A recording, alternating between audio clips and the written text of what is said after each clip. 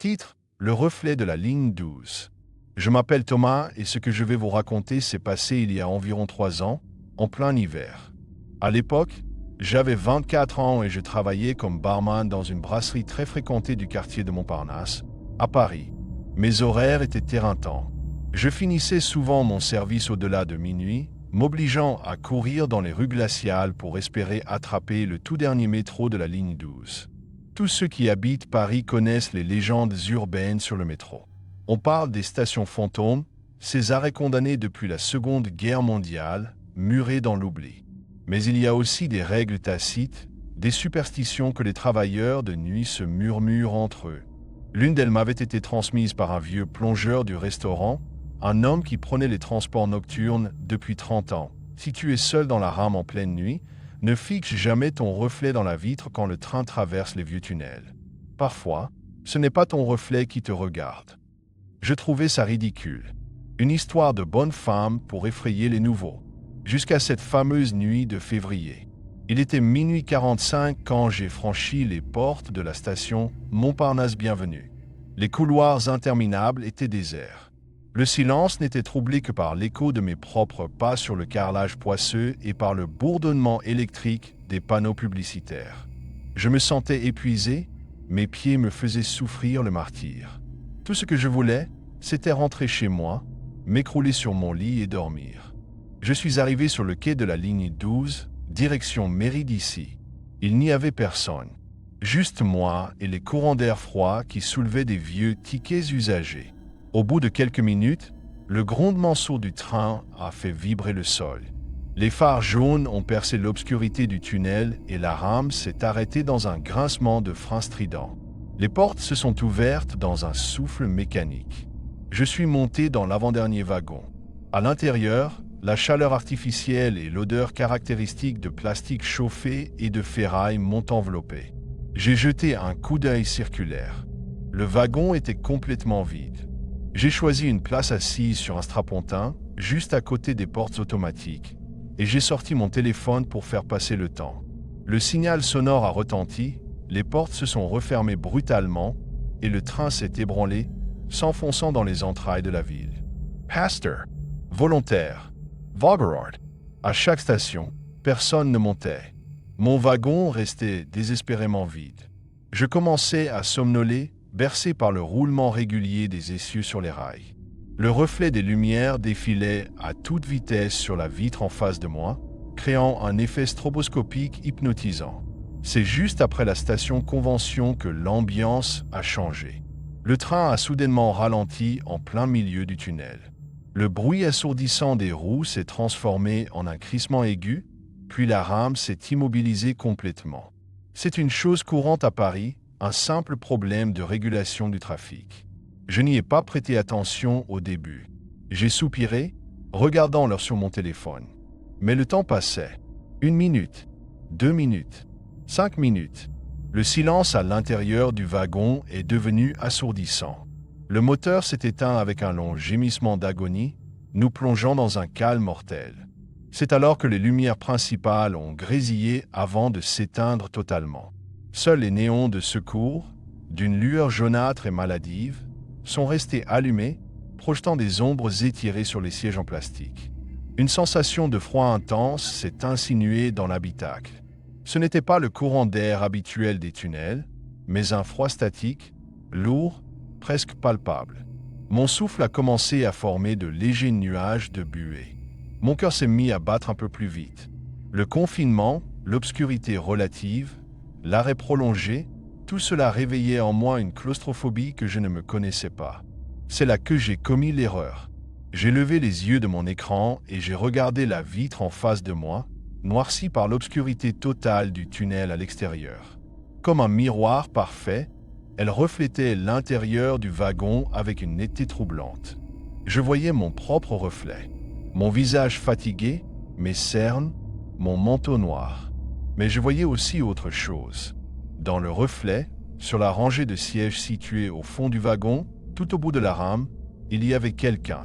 Mon sang n'a fait qu'un tour. Je me suis figé, la respiration coupée. J'aurais juré, j'étais absolument certain que le wagon était vide quand je suis monté et personne n'avait franchi les portes aux stations précédentes. Et pourtant, dans la vitre, je voyais distinctement la silhouette d'un homme assis. Il portait des vêtements sombres, presque indiscernables de l'ombre ambiante. Sa tête était baissée, son menton reposant sur sa poitrine, comme s'il dormait. Luttant contre la panique qui commençait à m'envahir, j'ai doucement tourné la tête pour regarder par-dessus mon épaule, vers le fond du vrai wagon. Rien. Les sièges étaient vides. Il n'y avait absolument personne. Un frisson glacial a parcouru ma colonne vertébrale. J'ai cligné des yeux, me frottant le visage, pensant que la fatigue me jouait des tours. Je me suis retourné vers la vitre. La silhouette était toujours là dans le reflet. Sauf qu'elle n'était plus assise au fond du wagon. Elle s'était rapprochée de plusieurs mètres. Elle occupait maintenant un siège au milieu de la rame. Mes mains se sont mises à trembler de façon incontrôlable. Je voulais hurler, mais ma gorge était nouée, paralysée par une terreur viscérale, animale. Ce n'était pas possible. C'était physiquement impossible. Je regardais à nouveau derrière moi, le wagon était désert. Mais dans la vitre, l'entité était bien là, et je voyais maintenant des détails que j'aurais préféré ne jamais voir. Ses membres étaient atrocement longs, désarticulés. Ses mains, posées sur ses genoux, se terminaient par des doigts qui semblaient comporter trop de phalanges. Et bien que sa tête soit toujours baissée, je pouvais ressentir une attention malveillante, une pression psychologique insoutenable émanant de cette chose. La vieille règle du plongeur a résonné dans mon crâne avec la force d'un coup de marteau. Astérisque ne fixe jamais ton reflet, astérisque. J'ai fermé les yeux avec force. J'ai baissé la tête vers mes chaussures. J'ai serré les poings jusqu'à m'en enfoncer les ongles dans les paumes. Astérisque, c'est une hallucination. C'est la fatigue. Tu dors à moitié, astérisque, me répétais-je frénétiquement en boucle. Mais je pouvais l'entendre. Dans le silence absolu du wagon, j'ai entendu un son qui n'appartenait pas au monde des vivants. Un frottement, le son d'un tissu humide glissant sur du plastique, et un craquement d'os. Quelqu'un ou quelque chose se levait. L'odeur est arrivée quelques secondes plus tard. Une puanteur insoutenable de cuivre, de terre retournée et de viande avariée. Ça sentait la cave humide, la maladie, la mort. L'odeur était si forte que j'ai dû plaquer ma main sur ma bouche pour ne pas vomir. Les frottements se rapprochaient. Lents, saccadés. Asterisk, S-C-H-H-H. Crack, S-C-H-H-H. Crack, asterisk. La chose avançait dans l'allée centrale. Bien que je gardais les yeux fermés de toutes mes forces, je pouvais la sentir s'approcher. L'air autour de moi est devenu glacial. Chaque poil de mon corps s'est dressé. Mon esprit hurlait de m'enfuir, de courir vers l'autre wagon, mais mes jambes refusaient de m'obéir. La peur m'avait transformé en statue de pierre. Les bruits de pas se sont arrêtés. Juste devant moi, je sentais une présence oppressante se pencher au-dessus de ma tête. Le froid irradiait de cette chose. J'entendais sa respiration. Une respiration saccadée, liquide, comme si ses poumons étaient remplis de vase. L'odeur était maintenant si concentrée qu'elle me brûlait les narines. Puis, une voix. Une voix qui ne ressemblait pas à une voix humaine, mais plutôt à un grincement de métal rouillé frottant contre de la pierre. Une voix qui semblait résonner directement à l'intérieur de mon crâne. Ouvre les yeux. Une larme de terreur pure a coulé sur ma joue. Je savais avec une certitude absolue que si j'ouvrais les yeux à cet instant, je mourrais. Mon cœur lâcherait, ou mon esprit basculerait dans la folie. J'ai gardé les paupières scellées, priant tous les dieux possibles, pleurant silencieusement. « Regarde-moi » a chuchoté la chose, et cette fois, j'ai senti quelque chose frôler mes cheveux. Quelque chose de froid, d'humide et d'incroyablement dur. Comme des os nus. Jalai's Cracker. Je ne pouvais plus supporter cette torture psychologique. J'allais ouvrir les yeux, et soudain, un claquement violent a secoué toute la rame. Les lumières principales se sont rallumées dans un crépitement électrique éblouissant. Le moteur a rugi, vibrant sous mes pieds, et le train a été projeté en avant avec une brutalité qui m'a presque fait basculer de mon siège. La pression a disparu instantanément. L'odeur fétide s'est évaporée, remplacée par la senteur familière de l'ozone. Le froid glacial s'est dissipé. J'ai rouvert les yeux, haletant, le cœur battant à tout rompre, comme si je venais de courir un marathon. J'étais seul, complètement seul. J'ai regardé la vitre. Mon reflet me fixait, blême, en sueur, les yeux écarquillés par la terreur. Mais il n'y avait rien d'autre. La rame était vide. Le train a déboulé dans la station Porte de Versailles à pleine vitesse.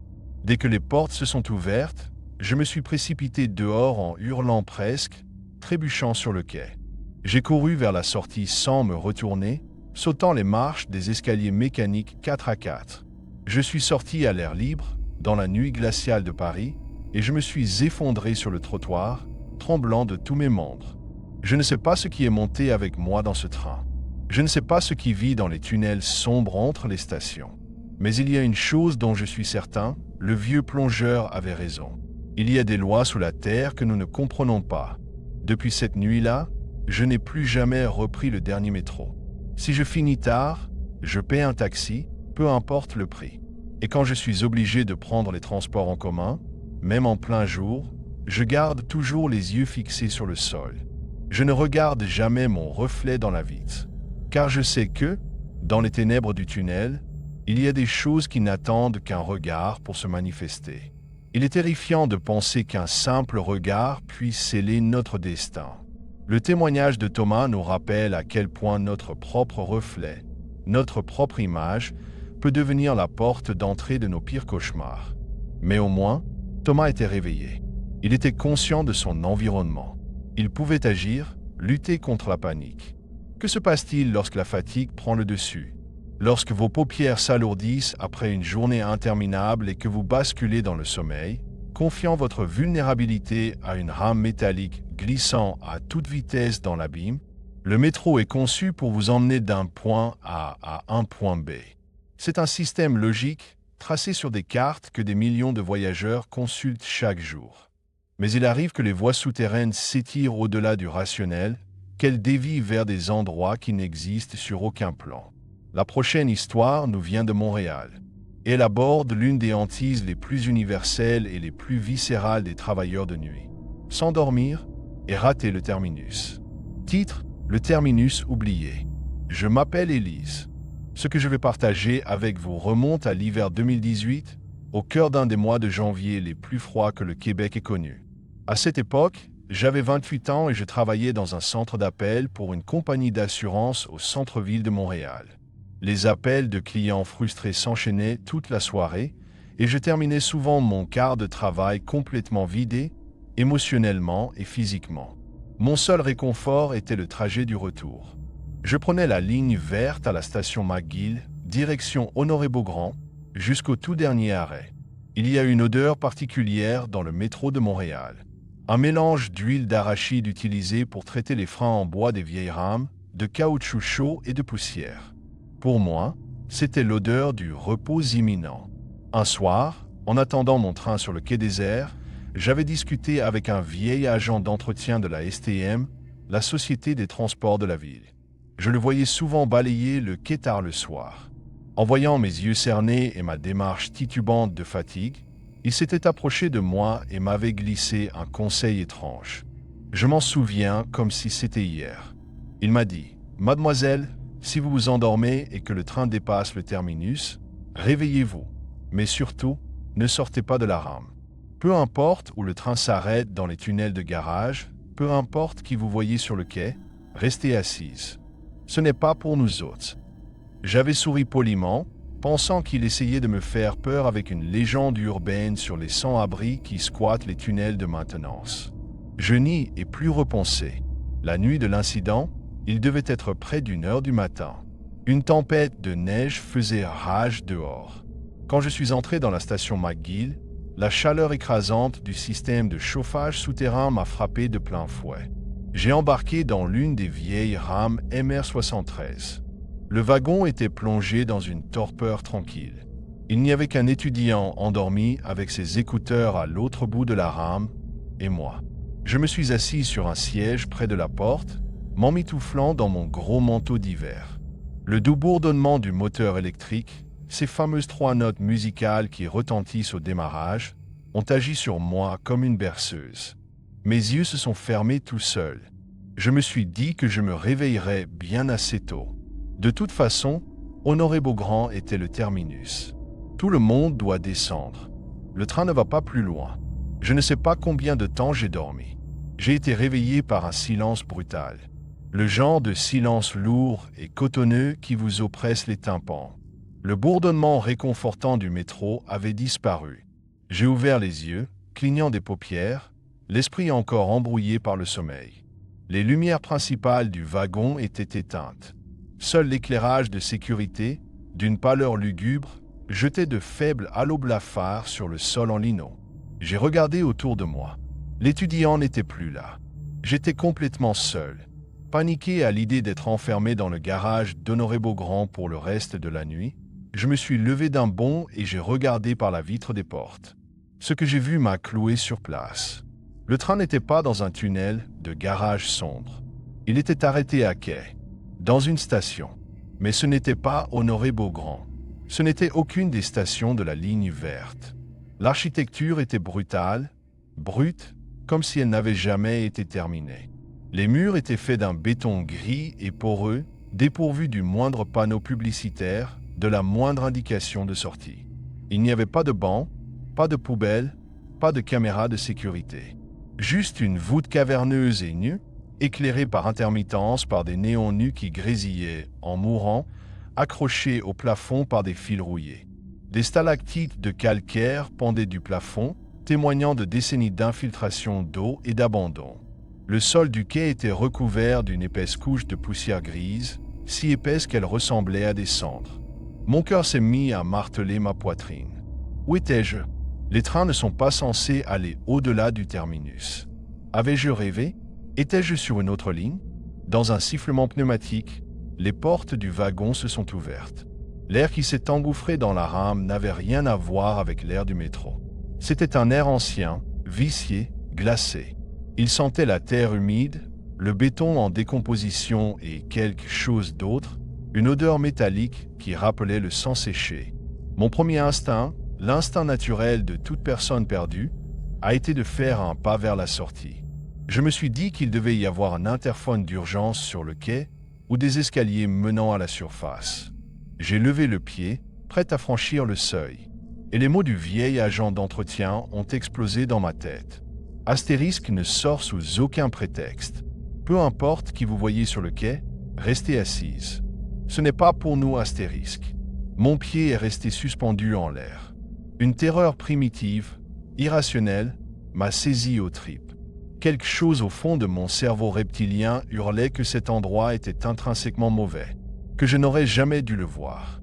Je me suis reculé lentement, sans faire de bruit, et je me suis assise à reculons sur le siège le plus proche des portes, le souffle court. C'est là que j'ai regardé plus loin sur le quai. Dans la pénombre, à une trentaine de mètres du wagon, il y avait des gens. Ils étaient 3, dispersés le long du quai, espacés de plusieurs mètres. Mais ils ne se comportaient pas comme des passagers normaux attendant un train. Ils se tenaient parfaitement immobiles, le visage collé à quelques centimètres du mur de béton brut, nous tournant le dos. Leurs vêtements semblaient provenir d'une autre époque. De longs manteaux de laine mitée, des chapeaux déformés, le tout couvert de cette même poussière grise et cendreuse qui tapissait le sol. Je n'osais plus respirer. La station entière était engloutie dans un silence sépulcral, seulement perturbé par le grésillement électrique d'un néon lointain. Soudain, le néon a grésillé plus fort, plongeant le quai dans l'obscurité pendant une seconde entière. Quand la lumière blafarde est revenue, la silhouette la plus proche de moi n'était plus tournée vers le mur. Elle était tournée de profil. Elle regardait en direction de ma rame. Un gémissement étouffé s'est échappé de ma gorge. J'ai plaqué mes mains sur ma bouche pour me faire taire. Les traits de son visage, il n'y en avait pas. Du moins, c'est ce qu'il semblait. C'était comme si on avait pris une photographie d'un visage en plein mouvement et qu'on l'avait figé ainsi. Ses traits étaient flous, tourbillonnants, une masse de chair pâle sans yeux, sans nez, sans bouche définie. Et pourtant, je sentais de toutes mes forces qu'elle me fixait directement. La silhouette a bougé. Elle a fait un pas vers la rame. Son mouvement n'était pas humain. C'était saccadé, désarticulé, comme si ses articulations résistaient, comme un pantin de bois dont les fils seraient tirés par un marionnettiste ivre. À chaque pas, un bruit de craquement sec résonnait sur le quai silencieux. Astérisque craque, glissement sur la poussière, craque, astérisque. L'entité avançait inexorablement vers les portes ouvertes de mon wagon. La panique totale s'est emparée de moi.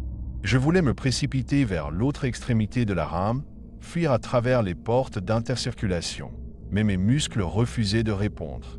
C'était la paralysie du cauchemar, celle où vous criez dans votre tête mais où votre corps reste de marbre. J'étais cloué à mon siège, tremblant de manière incontrôlable, les larmes dévalant mes joues en silence. Astérisque ne sortait pas. Restez assise, astérisque. J'ai fermé les yeux, ne laissant qu'une infime fente pour voir, mimant la position de quelqu'un de profondément endormi. Les bruits de pas saccadés se sont rapprochés. 10 mètres, 5 mètres. Le froid qui pénétrait par les portes est devenu insoutenable, mordant ma peau à travers mon manteau. L'odeur de terre et de fer m'envahissait les poumons, me donnant la nausée. Les bruits de pas se sont arrêtés juste devant les portes ouvertes. À travers mes cils, j'ai vu la silhouette se tenir sur le seuil, la pointe de ses chaussures usées frôlant la ligne jaune du quai. Elle ne montait pas. Elle restait plantée là, immense, difforme, vibrant d'une énergie sombre et électrique. Puis, j'ai entendu un son, pas une voix avec des cordes vocales. C'était une vibration qui s'est insinuée directement dans mes tympans, comme le raclement d'une pelle sur du gravier. Astérisque, c'est ici qu'on descend. Rejoins-nous, astérisque. La tentation a été fulgurante. Pendant une fraction de seconde, une envie morbide, irrésistible, m'a traversé l'esprit. L'envie de me lever, de marcher vers la porte et de laisser cette chose me prendre la main. C'était une compulsion presque hypnotique, un appel du vide terrifiant. Mon corps a eu un tressaillement. Je me suis presque penché en avant. Mais à l'instant même où je m'apprêtais à bouger, la sonnerie de la STM a retenti. Do-do-do. Ce son familier, vif, éclatant, a déchiré le silence mortel de la station comme un coup de fusil. L'entité au visage flou a eu un violent sursaut en arrière, comme si la sonnerie lui causait une douleur physique insoutenable. Elle s'est retirée de quelques pas sur le quai poussiéreux. Dans un fracas mécanique salvateur, les portes de la rame se sont violemment refermées, scellant le wagon. Le moteur électrique a rugi. Le train a fait une forte secousse et nous avons bondi en avant, fuyant la station maudite. À travers la vitre, j'ai vu les 3 silhouettes se tourner simultanément vers le train qui s'éloignait, leurs visages indistincts fixés sur moi jusqu'à ce que nous replongions dans l'obscurité totale du tunnel. Je me suis effondré sur mon siège, sanglotant bruyamment, cherchant à retrouver mon souffle dans l'air rassurant du métro. Les lumières principales se sont rallumées soudainement, m'éblouissant. Le trajet n'a duré que quelques secondes avant que la rame ne ralentisse et s'arrête brusquement. Les portes se sont ouvertes. « Madame ? Madame, ça va ?» J'ai sursauté en poussant un cri. Un agent de sécurité de la STM me regardait, l'air inquiet, se tenant sur le quai d'Honoré-Beaugrand. Une station propre, bien éclairée, avec ses mosaïques habituelles. « Vous vous êtes endormi », m'a-t-il dit avec une voix douce mais ferme. « C'est le terminus, il faut descendre. Vous étiez dans la boucle de retournement. » Je suis sorti du train en titubant. Mes jambes étaient de la gelée. Je devais être d'une pâleur cadavérique car l'agent a posé une main rassurante sur mon épaule. Il a regardé la rame vide, puis a croisé mon regard terrifié. Son expression a légèrement changé. Il a baissé la voix. « Vous l'avez vu, n'est-ce pas? La station inachevée. » Je l'ai fixé, incapable de prononcer un mot, me contentant de hocher lentement la tête, les larmes coulant toujours. L'agent a soupiré, jetant un regard nerveux vers le tunnel sombre d'où nous venions d'émerger. « Vous avez eu de la chance d'avoir le sommeil lourd » a-t-il murmuré en me guidant vers la sortie. « Ceux qui sortent de la rame là-bas, on ne les retrouve jamais sur nos caméras. Allez, rentrez chez vous et prenez un taxi la prochaine fois. » Je n'ai jamais pu obtenir plus d'informations de sa part, ni de personne d'autre. J'ai démissionné de mon emploi au centre d'appel la semaine suivante. Je refuse catégoriquement de travailler de nuit désormais. Je sais que des centaines de personnes prennent le métro chaque jour à Montréal. C'est un moyen de transport sûr, encadré, banal. Mais la nuit, quand les derniers trains s'aventurent dans les profondeurs ignorées, la frontière entre notre monde et ce qui se cache sous le béton devient dangereusement fine. Et je vous garantis une chose, si jamais vous vous endormez sur la ligne verte, priez de toutes vos forces pour vous réveiller avant le dernier arrêt. Il y a des portes qu'il vaut mieux laisser fermées et des terminus qu'aucun passager ne devrait jamais atteindre. L'expérience d'Élise nous montre que la sécurité d'une rame n'est qu'une illusion, une simple coquille de métal nous protégeant de justesse d'une réalité bien plus sombre. Mais que se passe-t-il lorsque cette coquille devient elle-même le piège absolu? Jusqu'à présent, nos témoins pouvaient au moins se rassurer en se sachant accompagnés. Même à distance, un conducteur, une présence humaine rassurante, se trouvait à l'avant du train pour garder le contrôle. Mais notre monde change. L'automatisation remplace peu à peu la main de l'homme. Notre dernière histoire nous emmène à Lyon, sur la célèbre ligne D. Une ligne de métro entièrement automatique. Sans cabine, sans pilote. Une merveille de technologie le jour, mais une véritable prison d'acier lancée à l'aveugle dans les ténèbres une fois la nuit tombée. Titre: La ligne automatique. Je m'appelle Marc. Je vis à Lyon depuis plus de 10 ans. J'ai toujours aimé cette ville, son architecture, ses fleuves, et son métro, propre et particulièrement efficace. La ligne D traverse la ville d'est en ouest. Elle a la particularité d'être l'une des premières lignes automatiques à grand gabarit au monde. Il n'y a pas de cabine de pilotage, juste une grande baille vitrée à l'avant et à l'arrière qui permet aux passagers de regarder le tunnel noir défiler devant eux. C'est amusant pour les enfants le jour. Ça l'est beaucoup moins pour un adulte seul, à minuit passé. L'incident a eu lieu en novembre dernier. J'étais allé à un dîner chez des amis du côté de la station Gare de Vaise et je rentrais chez moi, direction Grange Blanche. J'avais bu quelques verres, mais j'étais parfaitement lucide. La station était quasiment déserte. Les écrans d'information affichaient 2 minutes avant le prochain et dernier passage. Dans le métro lyonnais, il y a un mythe urbain que les agents d'entretien connaissent bien. Une rumeur tenace qui circule dans les discussions tardives. On dit que les systèmes automatiques ne détectent pas seulement les objets physiques sur les rails. Ils s'arrêtent parfois pour autre chose. La règle non écrite est simple. Si le train s'arrête net au milieu de nulle part et que la voie automatique ne s'excuse pas, éloigne-toi des vitres. Ne croise jamais le regard de celui qui frappe. Je suis monté dans la dernière voiture. J'étais le seul passager de toute la rame. Les portes se sont fermées dans un claquement sourd et le train a démarré sans la moindre secousse, s'enfonçant sous la colline de Fourvière. Le trajet se passait normalement. Valmy, Gorge de Loup, Vieux-Lyon. À chaque arrêt, personne ne montait. C'est après avoir traversé le Rhône, entre les stations Guillotière et Saxe-Gambetta, que tout a basculé. Le train roulait à sa vitesse de croisière quand, soudain, un freinage d'urgence d'une violence inouïe m'a projeté en avant. J'ai dû m'agripper à la barre de métal pour ne pas m'écraser le visage contre le sol. Les freins ont hurlé d'une manière effroyable, projetant probablement des étincelles sur les rails, avant que la rame ne s'immobilise dans un silence de mort. Mon cœur battait à tout rompre. Je m'attendais à entendre la voix féminine synthétique annoncer. Suite à un incident technique, notre train est retenu sur la voie. Mais rien. Un silence absolu, seulement troublé par le faible bourdonnement de la ventilation. J'ai attendu. 1 minute, puis 2. Sans conducteur, le sentiment d'impuissance est total. Vous êtes à la merci d'un ordinateur central. Vous ne pouvez parler à personne. C'est alors que j'ai entendu le premier coup. Asterisk toc. Toc. Toc. Asterisk. Un bruit sec, net. Quelqu'un venait de frapper à la vitre. Mon sang s'est glacé dans mes veines. J'étais au beau milieu du tunnel souterrain. Le boyau de béton qui relie Guillotière à Saxe-Gambetta est incroyablement étroit. Il n'y a littéralement pas la place pour un être humain entre la paroi du tunnel et la carrosserie du train. J'ai lentement tourné la tête vers la vitre située sur ma droite. L'obscurité à l'extérieur était totale. La vitre faisait office de miroir, reflétant l'intérieur vide de mon wagon sous la lumière blafarde des néons. Asterisk toc. Toc. Toc. Asterisk. Le bruit venait bien de là, juste à côté de moi, à hauteur de mon visage.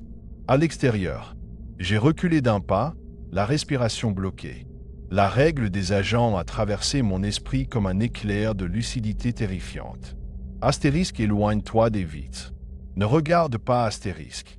Je me suis précipité vers le centre de la rame, m'agrippant à la barre centrale, les paumes moites de sueur.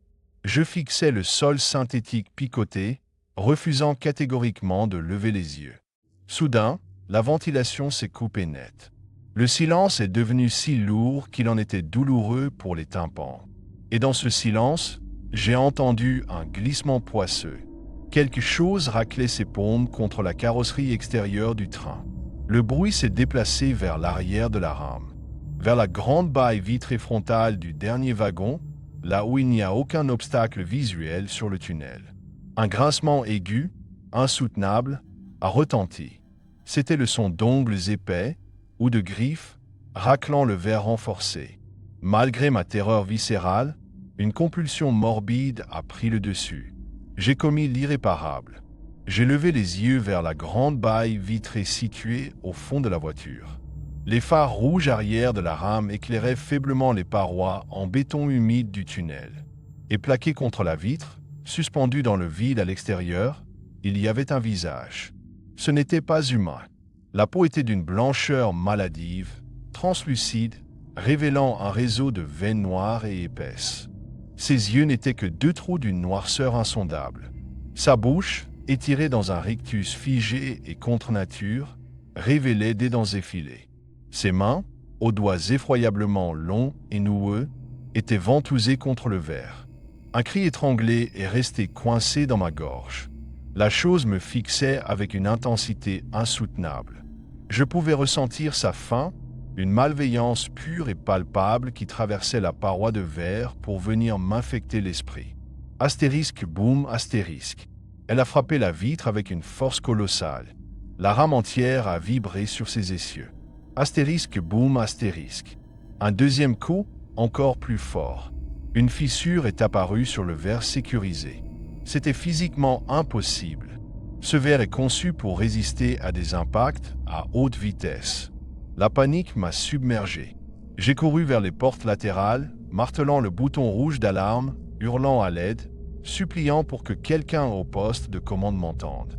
Mais l'interphone n'a émis qu'un crépitement de parasites. Astérisque, boum, astérisque. La fissure s'est agrandie, formant une toile d'araignée sur toute la largeur de la baie vitrée. La créature a ouvert la bouche, et un hurlement strident, un son à mi-chemin entre le froissement de la tôle et le cri d'un enfant terrifié, a résonné à l'intérieur même du wagon. La vitre n'allait pas tenir. J'ai fermé les yeux de toutes mes forces. Je me suis accroupi au milieu de l'allée centrale, recroquevillé sur moi-même, les mains plaquées sur mes oreilles, plairant à chaudes larmes. J'ai commencé à murmurer des prières incohérentes. Astérisque allez, putain de machine, démarre. Astérisque hurlai-je intérieurement. Le verre a émis un craquement sinistre. Un éclat est tombé sur le sol. L'air glacé du tunnel s'est engouffré dans la rame, apportant avec lui une odeur répugnante de caveau et d'ozone. J'entendais le souffle lourd et rauque de l'entité. Un bruit spongieux a résonné sur le sol. Elle passait le cadre. Elle était à l'intérieur. Un froid de tombe m'a enveloppé. J'entendais ses pas saccadés s'approcher de moi. Une pression insoutenable m'écrasait les épaules. Une odeur infecte m'a brûlé les narines. Je sentais son souffle glacial frôler ma nuque. Une voix déformée, résonnant comme des interférences radio, a chuchoté directement dans mon oreille. Astérisque, regarde-moi, astérisque. À cet instant précis, à la milliseconde même où j'allais céder et lever la tête, les lumières de la rame se sont rallumées brusquement. Une voix synthétique, claire et familière, a jailli des haut-parleurs avec une normalité terrifiante. Astérisque, veuillez nous excuser pour cette interruption. Le trafic reprend astérisque. Le train a bondi en avant avec une brutalité qui m'a projeté sur le dos. Le moteur électrique a rugi et la rame a accéléré à une vitesse vertigineuse pour fuir les ténèbres. J'ai ouvert les yeux, haletant, le cœur menaçant d'exploser. J'étais seul. J'ai regardé la grande baille vitrée à l'arrière. Elle était totalement intacte. Pas la moindre fissure. Pas le moindre éclat de verre sur le sol du wagon. L'air était redevenu chaud et sentait la poussière habituelle du métro. Quelques secondes plus tard, la rame a déboulé en gare de Saxe-Gambetta, baignée par la lumière fluorescente et rassurante des quais. Les portes se sont ouvertes. Je me suis jeté à l'extérieur, m'écroulant sur le carrelage, incapable de retenir mes larmes de soulagement. Je ne suis jamais remonté dans un train automatique. Je préfère marcher 2 heures sous une pluie battante ou dépenser ma paie en taxi plutôt que de confier ma vie à une machine sans armes. Car dans les ténèbres sous la ville, la technologie ne nous protège pas. Elle se contente de nous enfermer avec eux et d'éteindre la lumière. Le témoignage de Marc résonne comme un avertissement tragique pour notre époque. Nous déléguons notre sécurité à des algorithmes, à des machines froides et logiques. Mais les ténèbres souterraines, elles, ne répondent à aucune logique binaire. Elles abritent des forces anciennes, insaisissables, qui se moquent bien de nos systèmes de sécurité modernes. La prochaine fois que vous prendrez le métro tard le soir, regardez autour de vous. Écoutez attentivement le bourdonnement électrique des néons. Observez ce reflet un peu trop fixe dans la vitre ou ce passager immobile qui vous tourne le dos au bout du quai. La frontière entre notre réalité banale et le cauchemar absolu n'est épaisse que de quelques millimètres de verre et de métal. Merci d'avoir écouté ces 3 récits nocturnes. Si vous avez apprécié cette plongée dans les abysses urbains, n'hésitez pas à vous abonner et à soutenir la chaîne pour ne rater aucune de nos futures explorations. Rentrez bien chez vous ce soir. Ne vous endormez pas sous la terre. Et surtout, ne croisez jamais votre propre reflet dans les tunnels. Faites de beaux rêves.